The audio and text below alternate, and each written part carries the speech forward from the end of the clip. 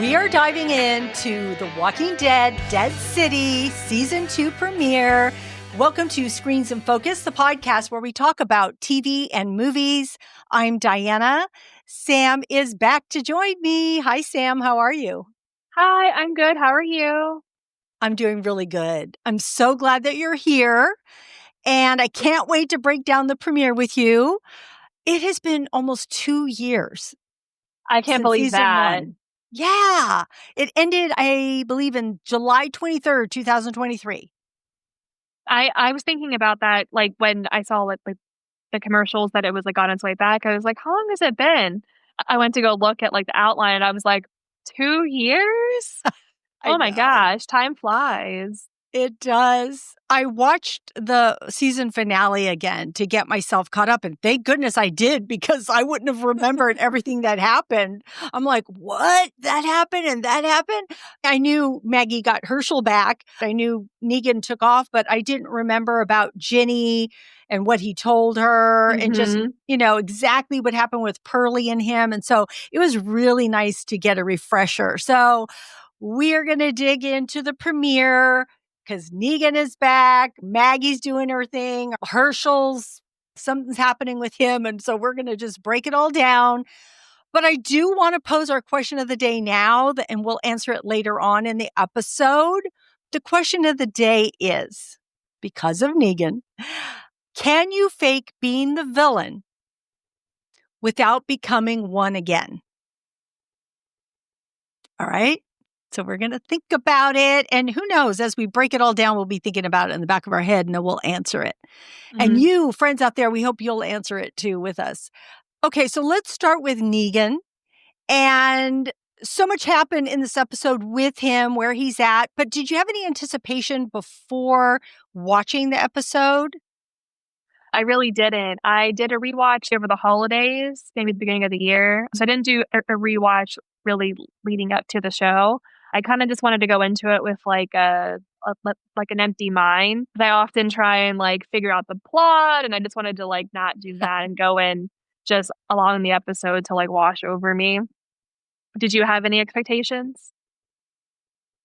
Well, I was wondering what was going to happen now that he was with the Dama and the Croat. Like, what were Mhm, they going to really use him for? Like, what was their reasoning behind that? And I like that mhm. we jump back into this and he's there in that jail cell because I'm wondering, wow, he's been there a year? That's a long time to be in a jail cell if that's where they're keeping him. I'm surprised about all of that.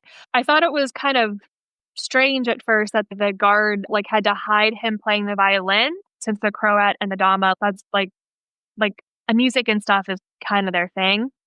But then I realized the whole point of it was to, deny him, like, everything, and that's probably a thing that he would enjoy, so but I like that they were making, like, jokes about, like, "You told me, like, a year ago you were gonna I'd be begging for cockroaches, and here I am." Yeah, he definitely kept his humor, which was such a characteristic of Negan always, right? He never Mhm. has lost his humor, even after being in a jail cell for a year. I had trouble with why he's been here for a year. Like, why do they have him here for a year? Two different thoughts. First, I want to mention this is probably reminiscent of his times in The Walking Dead when he was in the jail cell. I'm like, you're back in a cell again, Negan? You must feel like, is this destiny? Why am I here again? It's like a deja vu or Mhm. something. So, but I think this time around, he probably is like, okay, I've done my time before, and this time I really didn't do anything wrong. You're just keeping me here. And so I know how to get along because back then it was a lot harder for him to Mhm. deal with being in a jail cell. But I just found it so interesting that he was there again. But also, why did they have him there for a year? Because the Dama already seems to have control of his wife, Annie, and his son, Joshua, like, or Mhm. know where their whereabouts are. So why are they waiting so long for him to come around? Is he just being stubborn, or did they take time to find them?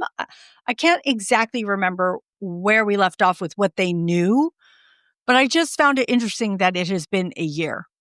I wonder if we'll get like a flashback, like maybe he did like a naughty thing or something, and that's why he's in like the jail cell. Like they like, I don't know why. I don't know like what, but I feel like maybe there's got to be like an explanation for it. Even though like I watched it, like I said, like a couple months ago, I thought like, am I forgetting something? Is he like, why is he in jail? Well, because they really want to use him and use his Hmm. knowledge and use who he is. So why would you keep him in a jail cell of all Absolutely. places? So yeah, so that's interesting. I hope that they give us more insight as to what happened in that year. But once he does come out with his jacket and all, and the Croat delivers Lucille 2.0 to him, what did you think about that? What was your reaction to all of that? My first thought, which is so dumb, I was like, is that the original? And then I remembered that he had like burned it in one of those like other like episodes. But I was like genuinely surprised and also seemed like he was surprised too. And then I felt bad because you could see on his face he wasn't like happy about it.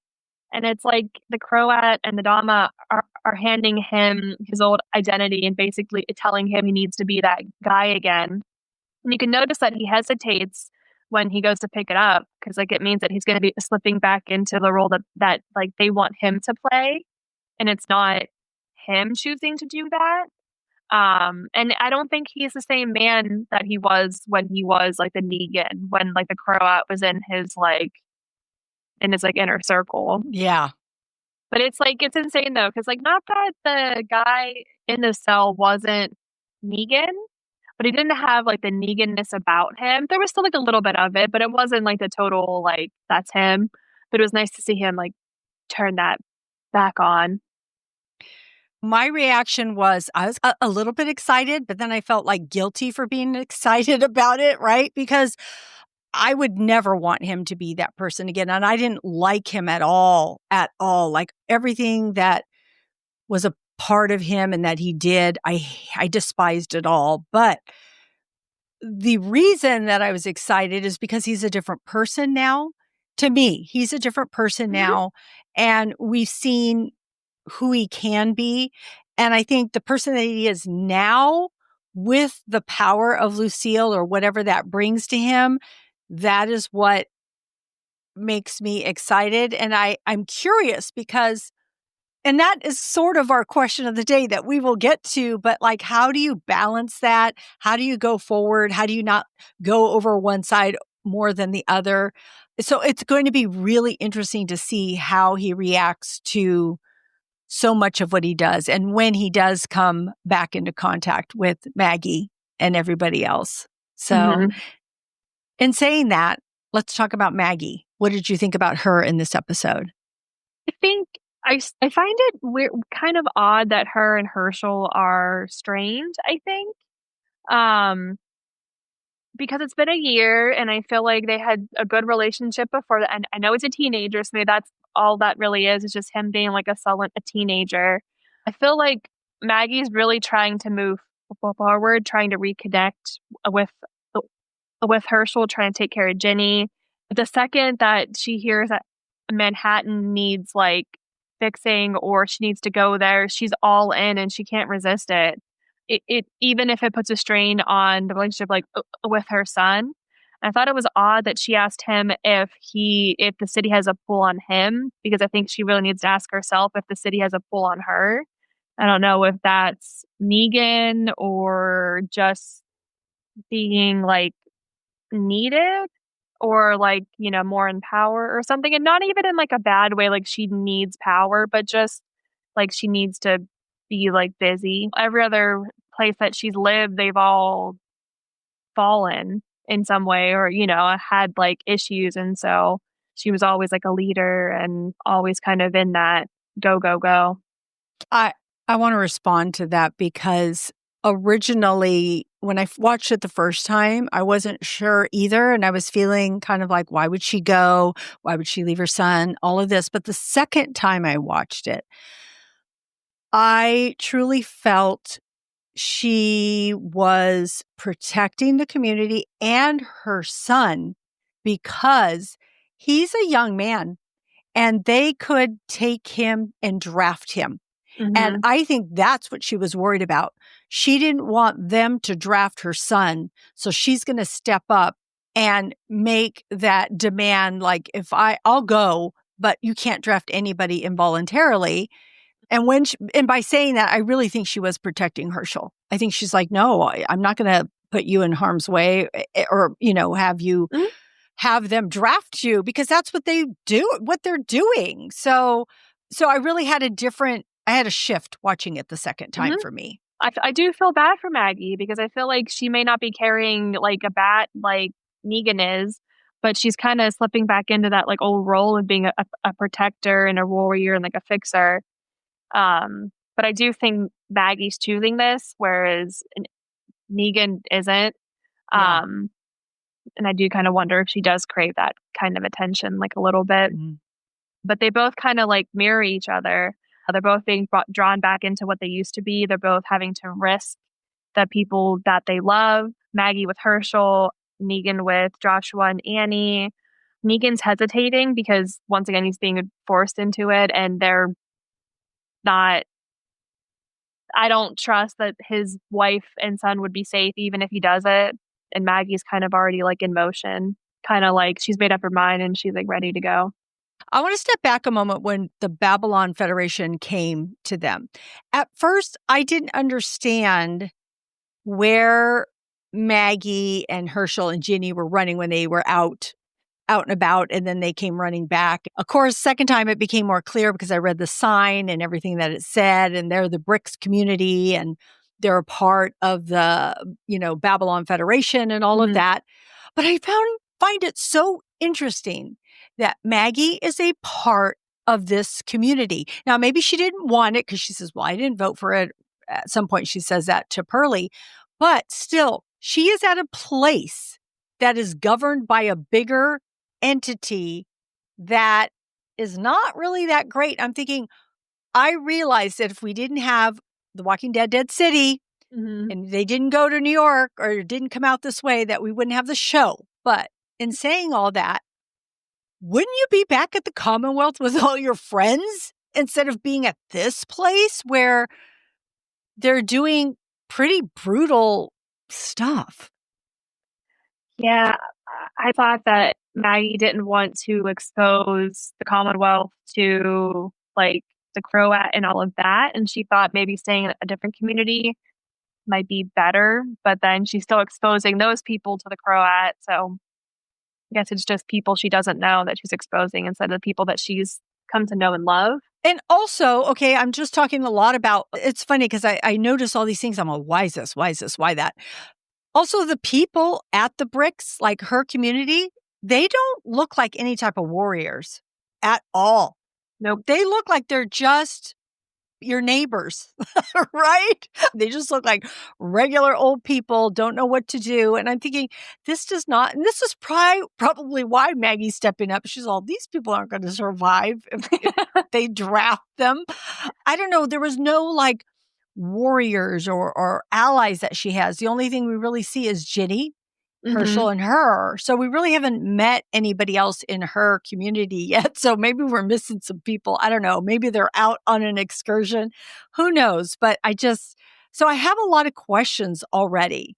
And Hmm. I hope that they will be addressed at some point. It's But almost yeah, like her and Herschel like stop there like overnight to spend one night, and then she's like, "We have to stay. These people, how they've survived this long maybe without us." that would make sense, though. At least Yeah, that is something that makes sense, right? Like these people need us, so let's help them out for a bit, yeah. and then we'll move We'll scoot forward. on. Yeah. So, okay, let's talk about Maggie showing her worth or her value Hmm. to these people. I was excited when that part was starting to happen, or we knew what was going to happen. What'd you think about that part? I thought it was fun. I was like, is she gonna have to fight people? She was putting on her gear, so I thought she's gonna go do something. I didn't know what, but yeah, I mean, it makes like, it's like actually kind of like a nice, like a test, because if you're gonna take 20 people away, you're gonna have to show that you can make up for that. But I still found myself being like a little scared. I know she wasn't going to die or anything, but I still like found myself being like, oh, well, like what if Ginny gets it or, you know, And I love that, whatever. right? That we're still afraid. Okay, I'm going to tell you, when she helped Ginny up and then that one walker came right behind her, I screamed a high-pitched, blood-curdling scream. My husband's with his ears. He's all, oh my God. I couldn't believe it. That was so funny. I don't really think of myself as a person who screams in a lot of things, but yeah, I guess I do. And I just thought it was funny because that was my reaction. But yeah, I love it when they can show their skill. And I love that we get to see Maggie do that. And I'm really curious what Negan's going to think of Ginny when they do finally make their way there and he sees her. I mean, I wonder, is he going to blame her for like, you're supposed to take care of her? And she is trying, but. Yeah, but I feel like Negan would be like, I know Jenny, you couldn't, there wasn't anything that you were going to be able to do to stop her. She was coming. All right. Anything else about Maggie before we move to Babylon? I don't think so. Nope. Okay.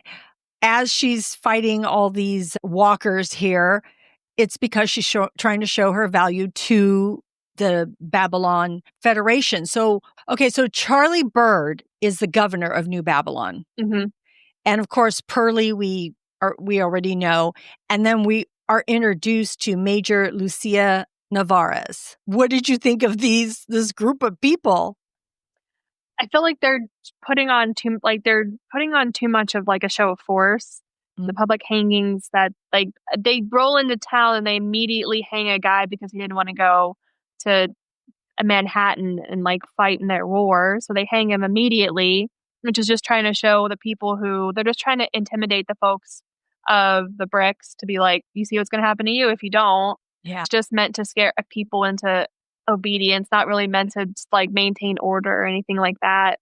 I really didn't like how they used like violence as a message. Yeah. Like if you step out of line, this is what's going to happen to you. And I was a little confused about why they were going to not why they were going to Manhattan, but why the marshal all of a sudden had like a stick or like a bug up his butt about like having to go there.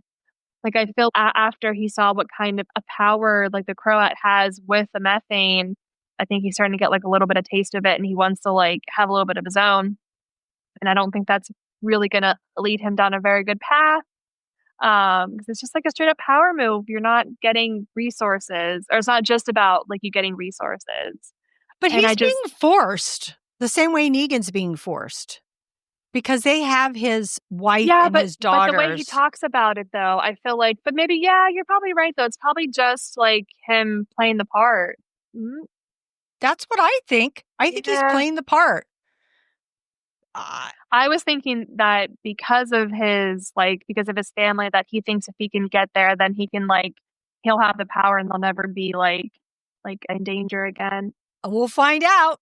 We'll find out what Pearlie's motivation is. But yeah, because it was hard to figure him out in the season 1 also. Mm-hmm. But then I felt like when he helped save Negan, I believe in that season 1, I felt a different way about him. Mm-hmm. And the fact that he is supporting Maggie because of what she wants, of course, she threatens him. Well, I'll tell what you said about Negan. And he does say, hey, look, I'm protecting Negan here by saying that. So, and he's going to be found out at some point. I feel kind of sorry for him because I really don't think he's the worst guy at all. I think he's just trying to protect his family. And yeah, maybe everybody does want a little power at some point, but you could see how affected he was by the hanging. He didn't seem to be condoning that, but he had to pretend like he was. And also with Maggie, he was fearful that they might get hurt too. He had that worried look on his face like, oh my gosh, her and Ginny. And she even says she's a child. And then they say, oh, but she's able-bodied or she looks like she can fight or whatever it is. So that I want to talk about Lucia for a moment because that is played by Dasha Polanco. And I don't like her character, but as an actress, wow, she's like killing it. Like she is so, I just love her reaction. I just feel she's fierce, she's brutal, and she just kind of commands the scene. My eyes were on her whenever she was on scene. That's who I was looking toward. But I'm like, oh, you're going to play such a bad person in this, and I'm going to want you dead at some point. Yeah, probably. Her character was like you said, like I was also like drawn to her. I feel like in every scene I just like was trying to find it and try and figure out like what she was up to. I liked her character in Orange is the New Black. I know. She was I so know. good. Yeah. Yeah. And I've seen her in other things too. So I always have my eye out for her because she is a good actress and I really do appreciate her. Also, another newcomer was Keir Gilchrist, if I'm saying his name right. He plays Benjamin and he was in Atypical, which I loved that series, and such a complete, well, so different from that role. Hmm. Here he's low key. I just wonder why they need a historian character, but it's kind of cool having him here. I don't know. So he has this kind of quiet intensity about him. So, did you ever watch Atypical, by the way? No, but I hear it's wonderful. Yeah, it's a good show. It's a really good show. I'll add it to my list. So, you already briefly mentioned it, but I just want to say it again that their whole thought on getting everybody together and getting enough people is to get the methane Hmm. as a resource to power up everything. Because just like what Pearlie was telling Maggie, we want to be able to cure all kinds of things, not just for our people, but for your people too. And just all the things that power can do. Plus, they appear to be not having enough ethanol, or it's depleting. Everybody wants that methane. Let's talk a little bit about Ginny, Hershel, or any new characters. Anybody else you want to bring up? Yeah, I think it's going to be interesting to see how Ginny deals with like the Negan of it all, and because he kind of like told her he killed her dad, and then kind of was like, "All right, bye," and then she hasn't been with him in over a year. And I do think her going to New York has everything to do with going to see him, and Yeah. I don't know if getting more detail. And I feel like the kind of guy that Negan has become, I don't even think that story is true. I feel like there's got to be like another twist where her dad was doing like a shady thing or something. I don't know. It's got to be more of that story. Yeah. I'm so excited to see Kim Coates. I did not catch his character's name, but I see Bruegel. Yeah. Yeah. I love Kim Coates. I've seen him in like, various things, and he's just like a pleasure to watch on the screen. I don't think he said like 3 words in the show maybe, and I was like, put him on the screen for everything.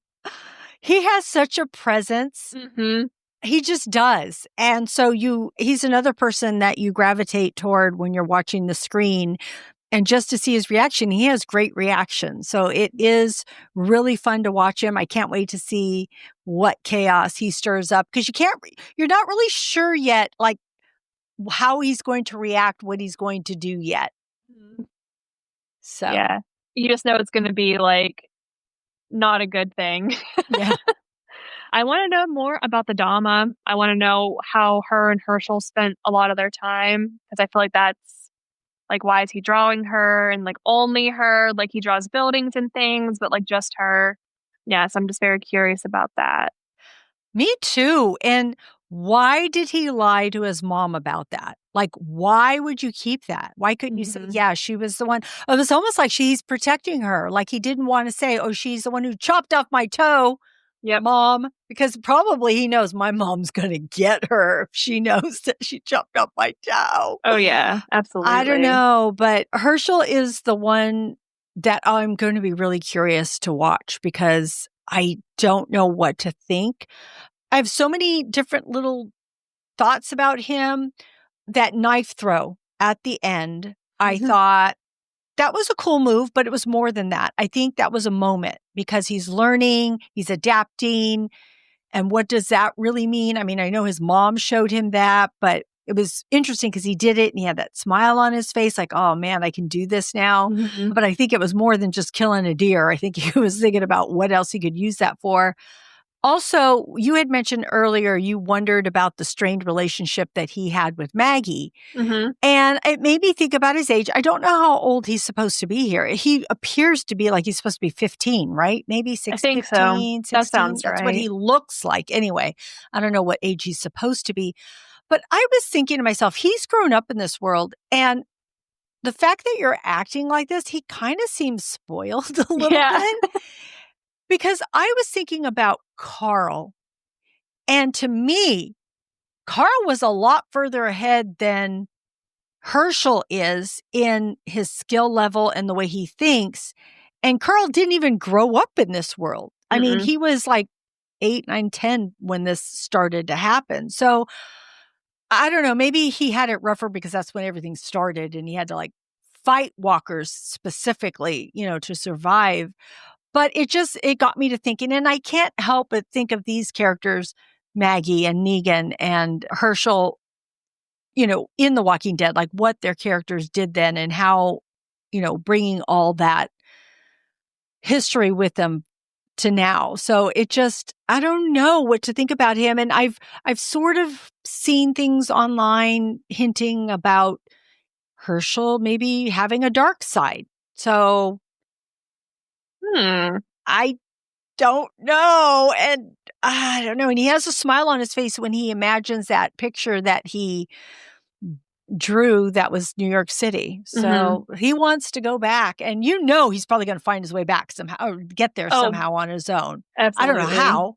I'm not sure how yet, but something's going to happen with that. I feel like Hershel probably, like, even though he is spoiled a little bit, I think because he is Maggie's son. Like, when they lived at the Commonwealth, he was Maggie's son, and I feel like everyone, like, he probably didn't have to work as hard because of who his mom was, and so he's a little spoiled. But you would also think being Maggie, she would train him to I be. think she's too busy worrying. Well, yeah, you would think, but I wonder. Because she wants him to be be able to use skills, just like she was teaching him. I feel like she should have been teaching this at 10 to 12. Like Carol teaching everybody about the knives back at the prison. Telling all the kids, okay, maybe not that young, but still. There's like a 4-year-old, and she's like, here's how you hold a knife. Oh, Carol. Oh, God. I know. So funny. Okay, sorry. I'm going to bring something up, but have you seen the previews for Daryl Dixon season 3? I saw No, them I haven't this yet. last weekend. It's coming out fall 2025. I'm so excited. I had no idea it was coming out already. So I love it that we don't have to wait I'll have that to long. go watch a trailer. Yeah, very good. Very good. Anyways, go ahead. What are you going to say? I think that Benjamin and Hershel will be a nice, like, I don't even know, like, not like a foil, but like just like a nice comparison because they're around the same age, interested in like the same stuff. Although I thought like Hershel had a little bit of an attitude with Benjamin, but that might have been more with the fact that like they just like hung a guy. So maybe we can give him a little bit of Yeah. But yeah. I'm so interested to see where all these characters go. I also want to mention the Dama, which you had said you wanted to learn, more about her relationship, but she's played by Lisa Emery, who was in Ozark. And she was so terrifying in that show. Did you watch Ozark? It's on my list. Ugh. I know. Watch so it. good. Okay, watch that Okay. show. That show is so good. Oh my gosh. I can't wait for you to watch it and then for us to talk about it. She's in that show. Holy crap. You have to see her in that. So when when I saw her on this, I'm like, oh, that's the woman on Ozark. Oh my God. And so she's really good at playing this role. But so far, she was more ruthless, I think, in Ozark. Yet right now, like it could come that she becomes more here, but as from what we've seen so far, but yeah, she's smart, she's manipulative, and just has this eerie calmness about her that makes her even more scary. And just, I don't know, her pairing up with the Croat. So I don't know, maybe a dangerous combo. We'll see. It's so funny how the Croat is so, has this adoration for Negan so much. I It's know. like he thinks he's like a god almost. I feel like the Dama is like she's really quiet, which is like so like eerie and creepy because the Krurat just does all the talking. That man never shuts up. I know. But I feel like he learned that from Negan because he also never stops talking. Didn't they get rid of the Croat because he killed some young people or something, some Yeah, kids or something? I think And I'm so. talking about that was a story about him in The Walking Dead. Hmm. I just Hmm. know that he was kicked out. And so it's interesting that he still does, love Negan and here recreating his bat and giving it to him. I want to talk about the war, the setup, and also the church scene too. Did you have any feelings on that church scene, which was an interesting place for all of this to happen? I thought it was fun. I liked the theatrics of it all. I really wish they would have maybe done like a little intro to like the different like people, like the different groups in the room. But yeah, and I thought the different groups were kind of interesting. Like there's like people with like bones, like the um Christoph was one of the Christos. guys. Christos, sorry, yeah, Christos. I thought it like if you looked, I think on his jacket, he had like a spine on it. I think so. Like the costuming was just really really cool. But yeah, I thought that was really neat, and I couldn't tell if the Lucille had shocked him into like being dead or if he was like still alive. But I think I saw him moving at the end. So I think Oh he's yeah, alive. they carried him out. They Oh, carried did him they? out Okay, down the I stairs. didn't see Yeah. that. Okay, good. Yeah, his buddies were carrying him out because he was all electrified, Yeah. shocked. But yeah, it was interesting to see Negan give that speech because now Hmm. he had to put all of that into play. Of course, he's been starving and everything else, and he had to like put on his jacket and put on this persona. And I was thinking to myself when he was walking down the middle, I mean, that can be somewhat intimidating. It reminded me of like a bride walking down, to walk up because that's like scary. Yeah. When you're the bride, like everybody's watching me. And so here was Negan strutting his stuff, walking. I think you mentioned, or I don't know if you want to talk about, you said something about his swagger. I saw you wrote his Yeah, the swagger swagger. earlier. Uh-huh. Yeah. Yeah, because he So has like a little bit of like a swagger about him. he does. He totally does. I always wait for him to say or do something that is so Negan, or is it Jeffrey Dean Morgan? I don't even know if he does that or not. You know how he kind of like talks like sideways and he kind of like puts his head back the way yeah, he has a way I of think it's talking. him because I think he does Yeah. it because I'll watch anything that he's in because I think he's like a ton of fun to watch too. Yeah. And I think that's just like a Jeffrey Dean Morgan thing. Yeah. That's what I was wondering. I'm like, because I think I saw him in something else. I'm like, I think he's doing the same thing here. It's just his way of delivering his lines. Yeah. So it was a good to watch him in that. And that is when he was up there and telling him, like, I was like, okay, people, listen what he's saying because you better listen because he's Negan. And so, yeah, normally I'd be like, don't listen to Negan. He's a terrible guy, this and that. But now I'm like, hey, you guys better get it together because, of course, Manhattan is trying to work together, Mhm. get the factions to work together so they can defend themselves against the Babylon that are trying to get up their own crew because they're heading for a war at some Mhm. point. What kind of war, what it'll be like, I don't know. But, how many people does each group have? I'm not really sure yet. So I don't know if they mentioned it. I don't know if you heard anything or Mm-mm. not, but No, yeah. I didn't hear. I thought the beginning of the episode was a ton of fun. I love that song, Back in the New York Groove, I think. The costumes that the people were wearing were Yeah. ridiculous in like the best way because I don't know how else you would like because you have to go out there and collect, so of course you want to I be like know. fully covered. But I also thought that like walkers equaling fuel or a way to power things is just like a really fun concept and kind of a good use of the Yeah. walkers. Yeah. Um which made me think about all the walkers that are just like out there roaming that we could, clean up and power everything.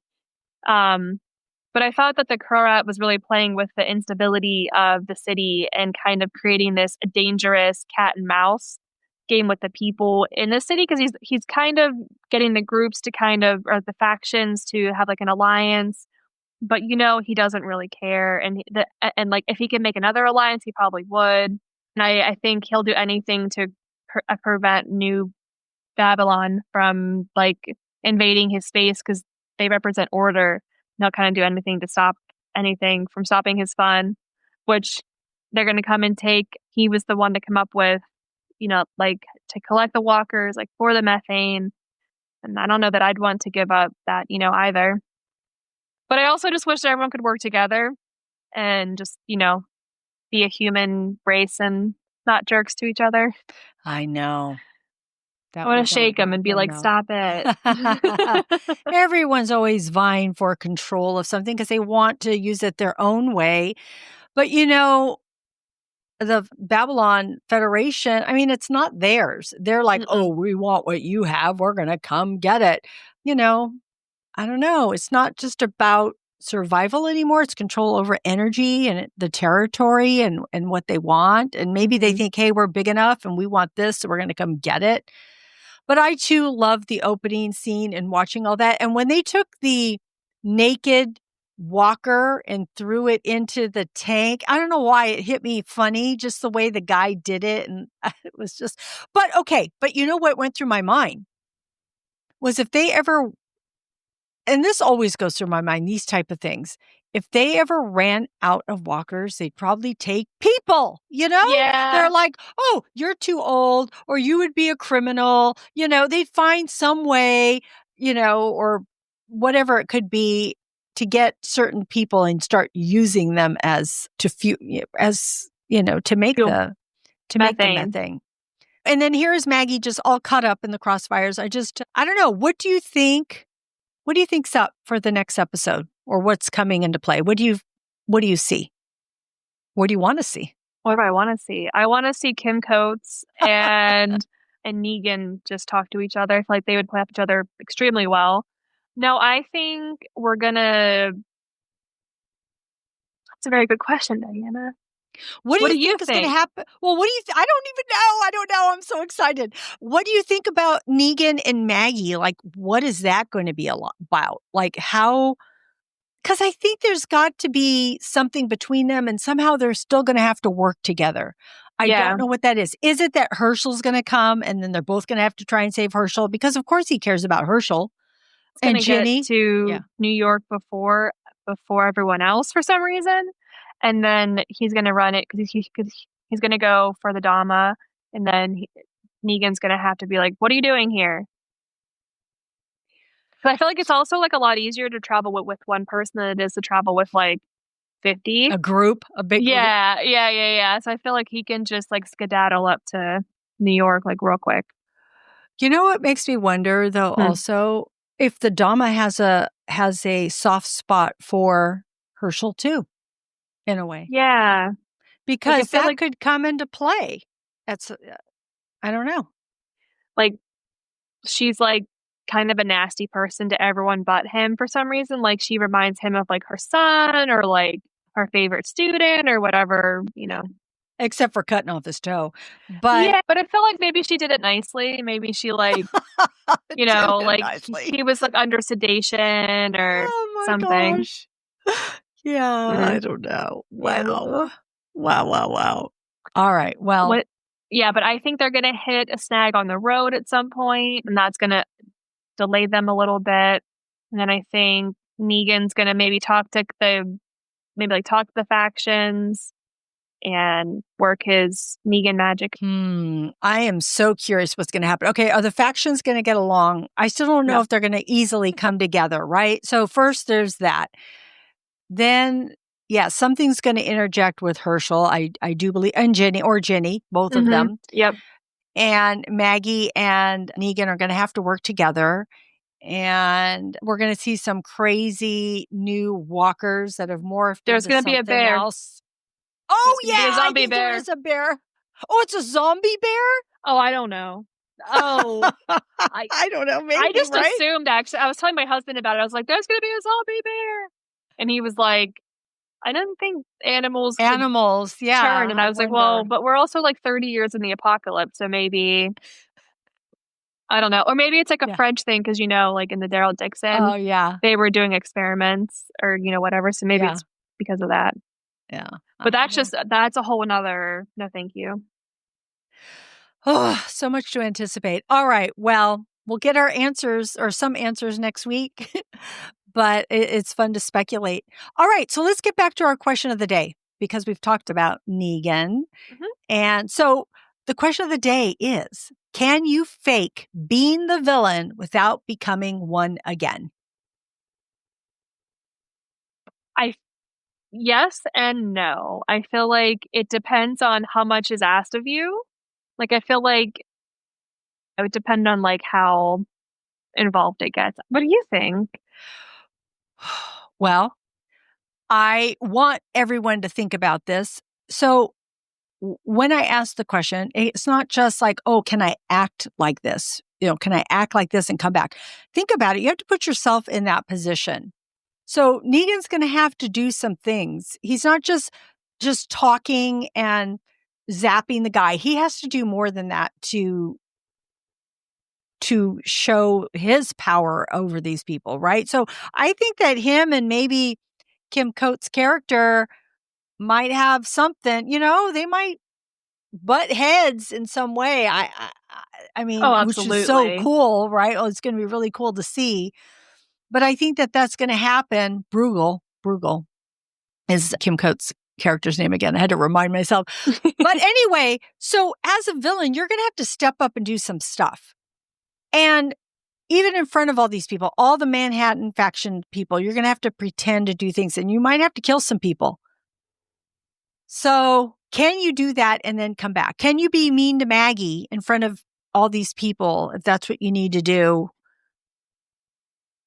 and still come back? I don't think that Negan will go all the way. That's the thing. Mm-mm. I don't think he will go all the way to being the Negan that he was. I don't think he can. Because yeah, I don't think he can either. That's what I think. I don't think he can go all the way there and then come back from that. Because again, I'm bringing up the Walking Dead history, but look at how Rick had to do so many horrific things and it was hard for him to bring himself back. He went a little crazy at times and then he became Farmer Rick at times just to, stabilize himself. And because it's hard when you have humanity, when you have empathy, when you care about people, it's hard to do horrible, horrific things to people.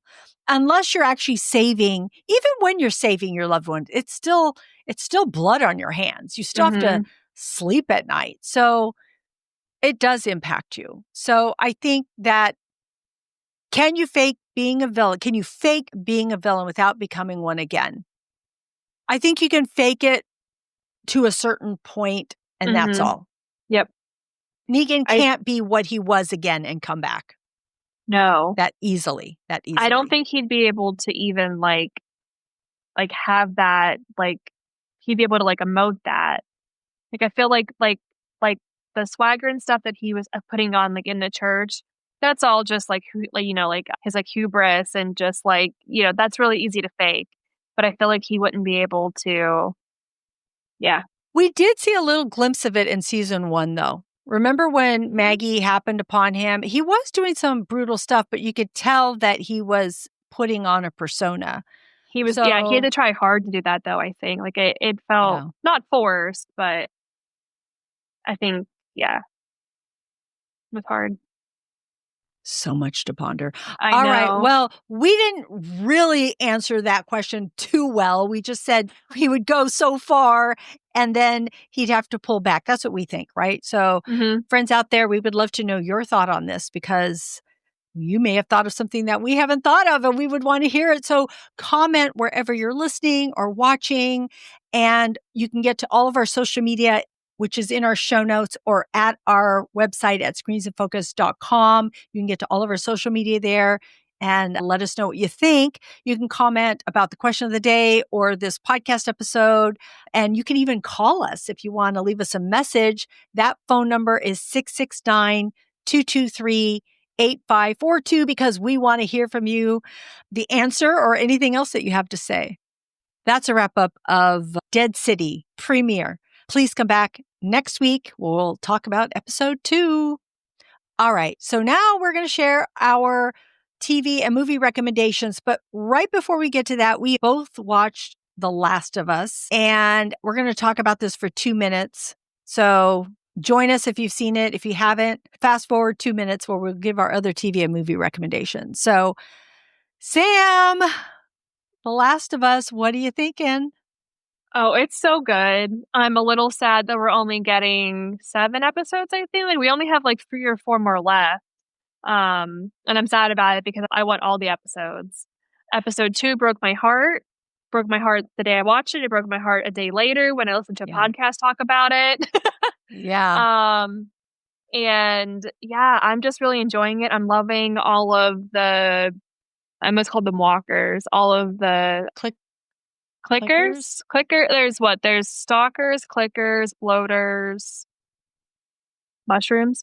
They're all like scary as hell. And like it was funny, like the stalker, I clocked it, like, you know, like, cause it was back in the rafters, and my husband goes, "Oh, look, a cat." I was like, "How dare you?" It's like, "Get out of here. I can't with you right now." But yeah, like, I think like the music's wonderful. The scenery is gorgeous. Bella Ramsey's killing it. Oh, it's just so good. What are your thoughts? I felt like I died in episode 2 because I don't know if you did, Sam, because we haven't talked about it, but I had no idea it was coming. Like I didn't even knew. have one. Yeah, I didn't know. So imagine that. Me and my husband are sitting down. We watch it. Both our mouths hung open. When Ellie was yelling, and I mentioned this before, but when Ellie was yelling, "Get up, Joel, get up!" I was yelling too. I'm like, "You better get what? I You was better just like get up!" crying. Oh my gosh, I was heartbroken. That whole episode was so good with all those, I was going to say walkers too, coming up out of the snow and running and making their way into Jackson. Just all of it, just all the scenery. Tommy, Maria, Yeah. like, yes. All of them. I was like, I felt his fear. I'm like, how the hell is he going to get away from this thing? I think I would have tried to Yeah. because they're not very fast. Not saying this would have worked, but I would have like zipped, trying, whatever. And I watched it with my hands like this because I was like so afraid. I was like, I don't want to watch Tommy get ripped apart. I watched that other attractive guy get ripped apart in like the first season, and that was enough. I don't need to see it again. I'm really good. Yeah. Oh, yeah. it's so it was good. Yeah, it was heartbreaking. And then the episode after that with the clothes and Ellie and that I did cry with that. And there was just so many moments. And then this latest episode was good. I just don't know how it's going to go with just them two and just the revelations that happened there. I don't want to give too much away for anyone who hasn't seen it, but I like that. I love Jeffrey Wright. Whoa. The beginning of that episode of this. Oh, wait, episode 4. Yes. Sorry, go ahead. No, it was amazing. I was like, this is so good. I was gripped. And it's funny because I kept saying, I watch because of Pedro Pascal. So what am I going to do now? And now I'm latching on to Bella Ramsey, right? Because I'm like, I have to latch on. Then I'm like, Jeffrey Wright. Oh my God, this is so cool. So I'm really enjoying the episodes that we have so far. It's funny that you brought up like the beginning of the episode from 2 days ago. Josh Peck. So I grew up with Josh, not like actually grew up with him. I watched him on the TV. I grew up with him, and just hear him talk so dirty. I was like, sir, I was like touching my pearls. I was like, why is he talking about such dirty things? Because he was very like wholesome. Another guy, the one that survived, he's in the Gilded Age. Oh, I watched that. It's nice to see him. Yeah. So good. That's coming back in June. Yeah. So excited. Nice. So good. So good. Anyway, well, okay. I'm sure we'll report more on that later. But right now we're going to get to our other TV and movie recommendations that we want people to tune into. What else are you watching?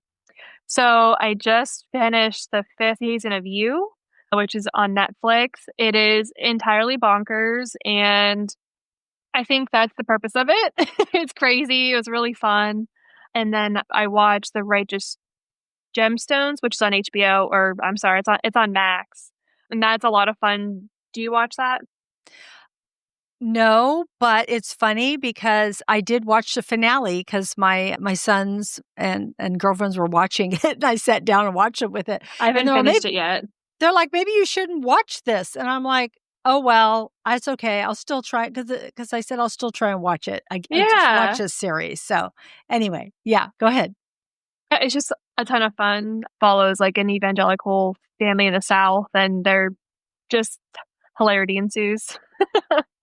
And then over the weekend, my husband and I went to the movies and we watched Venners with Michael B. Jordan and Miles Caton, who rocked it.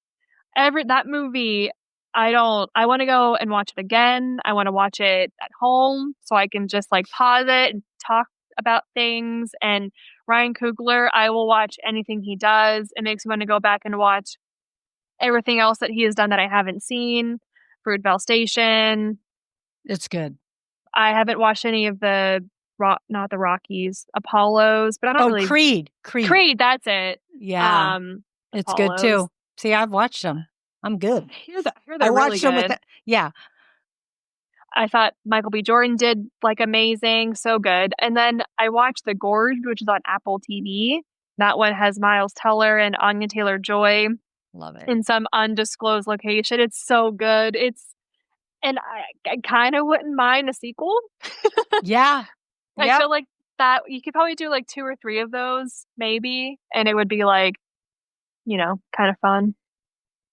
It would be. I love both those movies. I love Sinners so much. My son just went to watch it this past weekend too. And so it revived that conversation because I had watched it when it came out 3 weeks ago, but it's still so popular, which I love because it was so good. And it's funny because I really enjoyed it when I watched it, but at that weekend, no one else had watched it yet. And so I was like one of the first people. Then everybody is talking about it. And then everybody goes and watches it and comes back and I hear different takes on it and different things I didn't realize or it didn't come to mind. And so I want to go back and watch it again. It is so good. It's just a really well-made movie and everyone is good in it. The female performances are amazing. Oh, just so good. everything. I want to spin off, and I've said this so many times, but I want to spin off on the Choctaw Vampire Hunters. Yes, I do. I want it. I want to know. They're so knowing and nobody listens to them. No, and it's so, it's just, there's so much relevance to every single person and everybody that's in it. There's all these, meanings behind everything that is said and done. And the Irish, being Irish vampires and doing a jig and just everything. It's just so much in it. There's so much like it in it. So I love it. I find myself like at night, like scrolling on Instagram, just watching like the reels, and like half of my reels as of late have been about the movie, about all the lore, all the characters. Yeah. Super good. It is good. All right. So what I watched, I want to share real quickly. I watched the 4 seasons on Netflix. Oh my gosh. Coleman Domingo is in. Oh, you don't watch Fear the Walking Dead, do you? I'm catching up. Okay. I haven't. Well, so you know who he is. I love him. He's so good. So I love Coleman Domingo. I watched almost everything that he is in. I watched Euphoria. I watched Rustin. I watched Sing Sing. I think it was called The Madness. I can't remember the show that he was in. What's the Netflix. B one? What's Candyman? Candyman. That's it. Yeah. Okay. He was in that very briefly. He was really good though. Oh, okay. Because I was going to say, I've seen every other thing he's been in except for Candyman. So I just I love him. I'm looking up all his stuff. But anyway, he's in this. He is hilarious. Who knew he could do comedy so good? The 4 seasons is so fun. Steve Carell, Tina Fey, Will Forte, just so many people. It's about 3 couples and friendships and strains and life moments and all kinds of stuff. It's so well done and it's very good. So check it out on Netflix. For movies, I saw Another Simple Favor, which is on Prime. So much fun. It was fun, but it wasn't like the first one because the first one is so good. Much darker. I felt like this one had the comedic upturn in it because it was just so far-fetched, but it was fun to watch. And then have you seen Die Alone? Mm-mm. Okay, so Die Alone is on Prime. And it's sort of this kind of zombie apocalyptic, which I think you'd like. Yeah. And I think it just came out a few months ago on Prime, I think. I believe the movie's from 2023. I didn't write down her name. Carrie-Anne Moss. Yes, yes, Carrie-Anne Moss. So I'm like, she's in this? Well, I thought it was going to be corny, but I liked it. I did. I couldn't walk away because it was one of those ones that it was on in the morning, and we don't watch too much TV in the morning, but it was a weekend. I sat down, my husband put it on, and I had to go take a shower, but I didn't. I had to see the ending, and it's like 90 minutes, I think, long. But I just wanted to know, and I thought it was good. I thought it was a good apocalyptic zombie type movie. If you're just looking for something to watch, it's not like, oh, it's so good, but it's good. It's a good watch, solid watch. So anyway, those are our TV and movie recommendations. Sam, so glad you could join me today. And thank you for your insights and for your recommendations today. Thank you so much for having me. It's always a pleasure when I get to chat about my favorite TV shows and movies with you. I love it. I love it when you join me. So you're coming back next week. All right, friends out there, thank you so much for joining us. We hope we gave you a chuckle, some inspiration, something to think about. Remember to follow Screens in Focus at screensinfocus.com and tell a friend. Remember to keep watching, keep exploring, and keep those screens in focus. And we will see you next time. Bye. Bye.